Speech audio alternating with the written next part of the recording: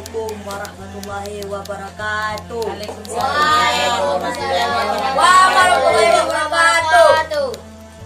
Alhamdulillah. Alhamdulillahirabbil alamin. Wassalatu wassalamu ala asyrafil anbiya'i wal mursalin wa ala alihi wa sahbihi ajma'in. Tugas. Sebagai langkah yang pertama kalinya, marilah kita sama-sama memadatkan surga dan atas kita syukur kehadiran Allah. Salawat dan salam, marilah kita dari ibadah kasih Allah Subhanahu wa taala, yakni Nabi Muhammad sallallahu alaihi wasallam. Kemudian kita berterima kasih dan juga kepada Nabi yang telah membantu nama baik saya guna dan tujuan untuk melontarkan sebuah syariat saya berbakti kepada kedua orang tua, kaum muslimin rahman dan rahmat. Sebagaimana disebut hadis bahwa ada 3 golongan. Orang yang meninggalkan aturan Nabi, orang yang tidak selawat. Ketika Nabi namanya disebut sebagaimana hadis Nabi. Bismillahirrahmanirrahim. Itu rapi itu kayu online tak orang. Ibu kita Allah terletak pada ridho orang tuanya, bukan orang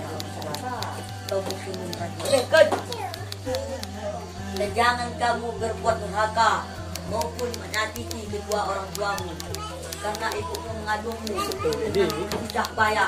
Ibu mengandung 9 bulan dan di dalam 9 bulan ibu membawa kita kemana-mana.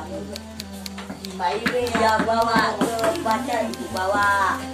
Dia bawa ke pesta, dia bawa. Ibu bawa ke masjid, dia bawa. Kita masih di dalam kandungan.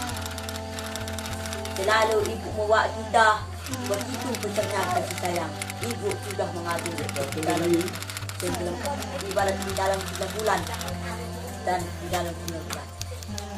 Ada kata-kata yang salah, mohon kiranya kemaafan. Assalamualaikum warahmatullahi wabarakatuh.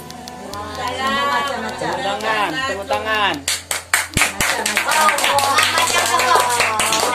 Nah, kita sambung dengan membaca Al-Quran. Tartil, mulai.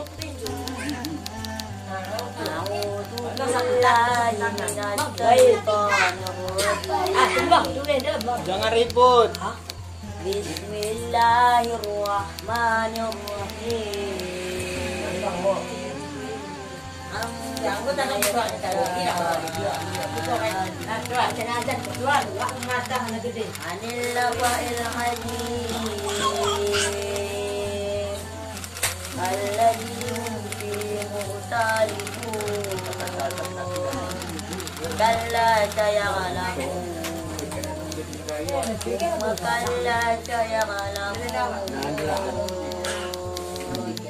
Alam naj'al al-arda mihada wal jibala autada